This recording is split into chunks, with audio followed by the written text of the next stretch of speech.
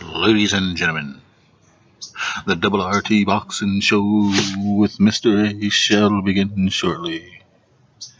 This is Mr. A's Thoughts, Volume 6.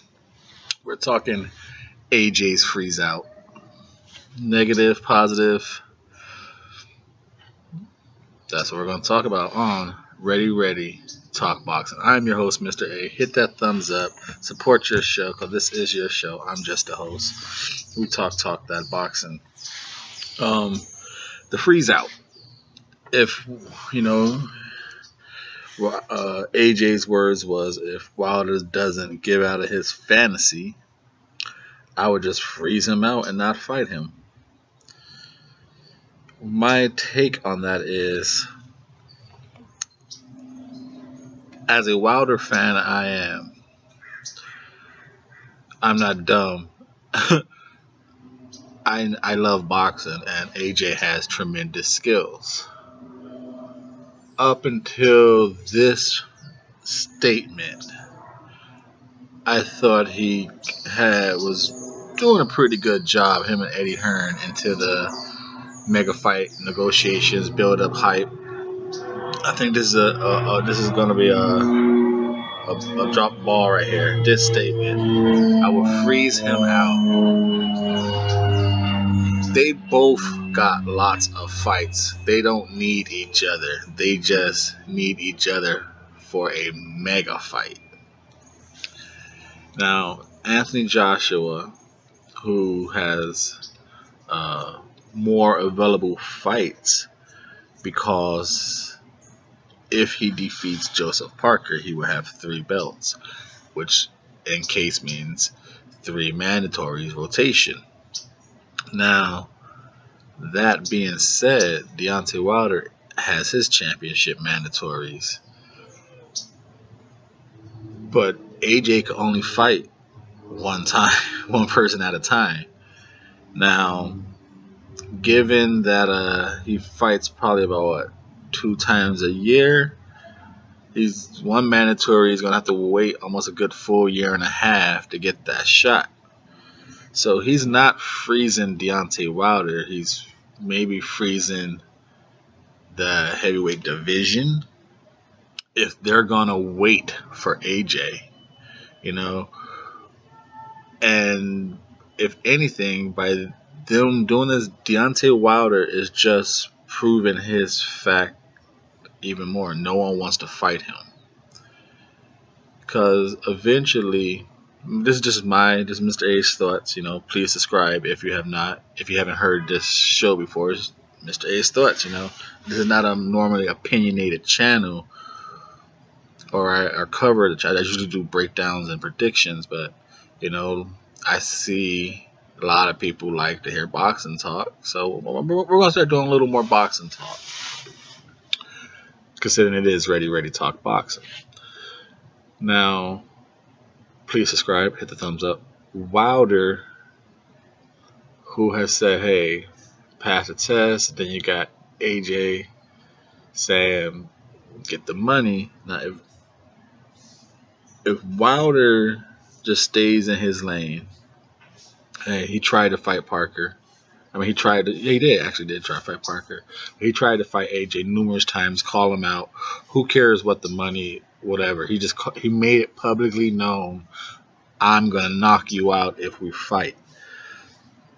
And Joshua saying, let's, money, let's do it right. In the end, you're going to have some fans remember that, but boxing people are just going to remember Wilder called you out, AJ said, I want to knock you out. And if the fighters stay waiting for AJ, they're going to freeze the division. They're going to make Wilder look even more impressive that no one wants to fight him. He's so easy to beat. Yes, we all know AJ brings way more money when you fight him. So let's just take the money aspect out of it. It's going to be very hard because it's prize fighting, and these fighters fight for that purse, so we get that. But if we're just going to keep it boxing, like I said, some mandatory is going to wait a year and a half to get a title shot, because you figure IBF and the WBA is going to come up soon, and most likely the WBA, because Takam was the IBF mandatory.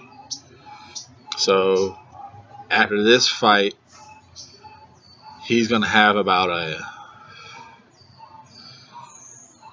they got to fight every twice a year or something like that, or at least once a year. So you figure after this fight, he's going to have about 6 months, maybe right before the end of the year, the WBA is going to throw some type of mandatory at him, and we're all hearing is probably Alex Povetkin or, shockingly, David Price. The winner of that fight is going to be probably announced for some type of purse bid at the end, right before the end closes out, most likely. So that's he has that idea. I mean, he has that mandatory looping around, and I'm pretty sure after that he's going to get a voluntary. Maybe he could fight Wilder at that time, which I think he will if he's still champion. I think they'll fight at that moment. Because I think he can't freeze him out. And the reason why I say he's going to fight at that moment, he can't freeze him out because he's talking about right now, name your right price rate. If he freezes Wilder out past the end of 2019 and Wilder is doing what he's doing, knocking people out, because you figure the rankings, all Wilder got to do right now is worry about him. You know, hey, I'm the WBC champ. I called out every other champion. They don't want to fight me, so I'm just going to become the legendary heavyweight I want to be.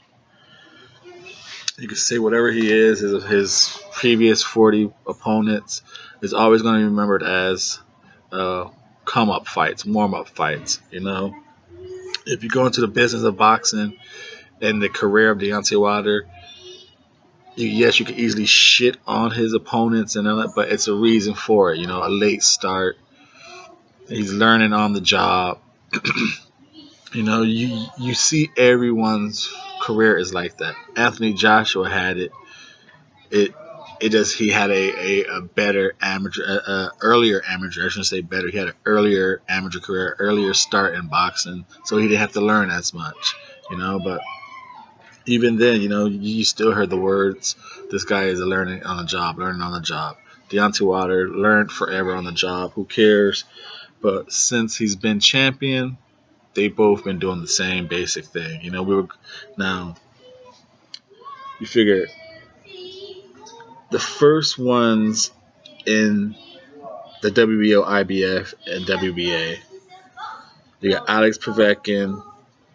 No one's rated in the IBF. WBO, you got Alex Povetkin in the WBA. So he's gonna get that title shot. He has a WBO Intercontinental and the WBA International, or vice versa, but he has those heavyweights titles, so that's why he's in number 1 on both those. And then you got number 2, Frez Aquindo, number 3, Jarrell Miller, number 4, Pulev, number 5, Trevor Bryant, and that's the WBA.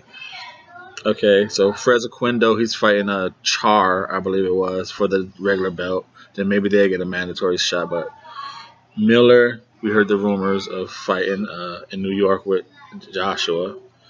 But Pulev and Trevor Bryant, if they really want a title shot, hey, Deontay Wilder's right over there. So if they don't want to go get that shot, you know, that's not Wilder's fault. And number IBF, you got 3 Miller, 4 White, 5 Povetkin. Like I said, those guys, their fights for Wilder as well. You know, so Wilder doesn't need AJ. The WBO, Jarrell Miller, Dylan White, Tom Swords, Kotaro Fujimoto. Yeah, who the hell are these people? The same people AJ is going to have to fight to keep his belts. So, and then you go to WBC, Dylan White, Dominic Brazil, Luis Ortiz, Povetkin, Pulev, Tony Bellew, Johan Duhaupas, Charles Martin, Adam Nowalki, Agat Kabal, the guy who beat Chisora. The reason why I'm going through the whole list of the WBC is people act like Wilder don't got people to fight. The only reason people say Wilder ain't got people to fight because one, the division itself is not limelight, hot like limelight's Vegas fighters, and secondly, the knowledge in the heavyweight is just not big. So of course they're gonna say he don't have no one. You know, like I said, so back to number 6, Tony Bellew, Johan Duhaupas, Charles Martin, Adam Nowalki, number 10, Agate Kapow, number 11, Oscar Rivas, number 12, Carlos Takam, 13, Lucas Brown, 14, Derek Chisora, and 15, Bermain Stavern. So there's some names in there. He has a good solid 3-4 years of fights. You know, now obviously AJ is the best fight, and then this probably the second fight would probably be either Dominic Brazil or Dylan White, Dominic Brazil. However you want to say it, they're both getting big backstories to them. So then you throw a Gerald Miller in there. You know, so you got the up and coming Adam Nowalki. Me myself, I want to see Adam Nowalki and Deontay Wilder. I have no problem with prospects coming up and just getting knocked out, or hey, causing an upset. You know, that'd be a great fight. Charles Martin and Deontay Wilder could be a shit fight, but it helps the United States heavyweights. You know, that's why I'm all down for Dominic Brazil and Deontay Wilder. It helps a division that is hurting in America with some heavyweight fighters.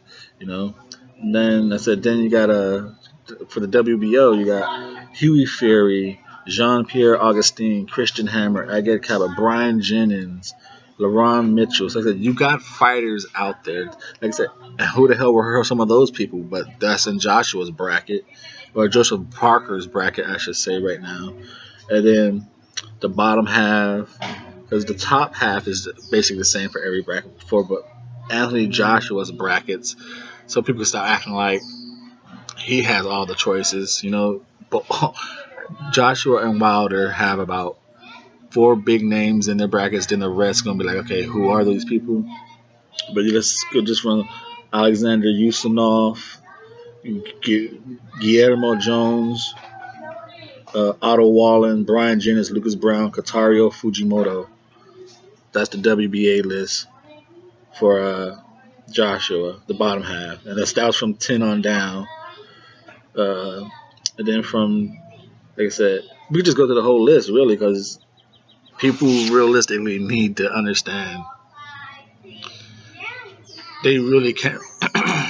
It's best to get this fight over now, so that way someone wins, someone loses. Then they each from there on out is going to have to fight a bunch of B minus, C minus fighters to build themselves up to a rematch.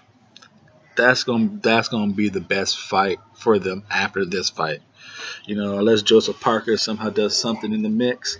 But like I said, these fighters in the mix gonna have to build themselves up for Wilder and Joshua to get even better. Because right now, besides them two fighting each other, they have nothing but, as we would say right now, mediocre fights. Because our knowledge just ain't too high on these people.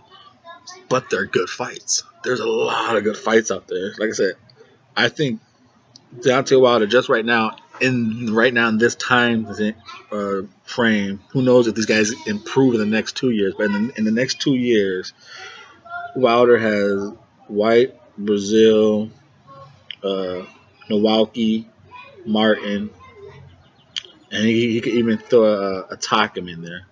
You know, you got a Pulev, a Povetkin. You know, so that's about at least a good 2-3 years of fights. That's good, and considering he's on a 7-fight defense of his title, pretty good 3 more years of defending right there. Joshua, the WBA, he has Povetkin, Miller, Pulev. You get a rematch with White. Like I said, the same first three names were hot, and then White, Brian Jennings, Otto Wallen, Kuchero Fujimoto, IBF. Do you want to go to the three hot names again at the very top? Pulev, Miller, White, Prebekin.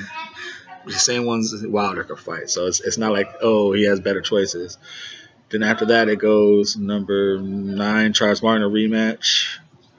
10, Kabali, Duhapis, and number 15, Adam Nowalki. So you can't freeze him out because he's not going to get a super incredible list of fighters himself unless a big 2-year swing comes on. And the same reason why he can't freeze Wilder,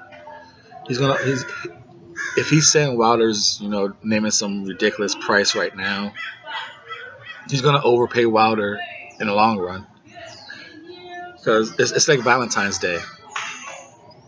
Everyone knows roses get more pricey because you need them.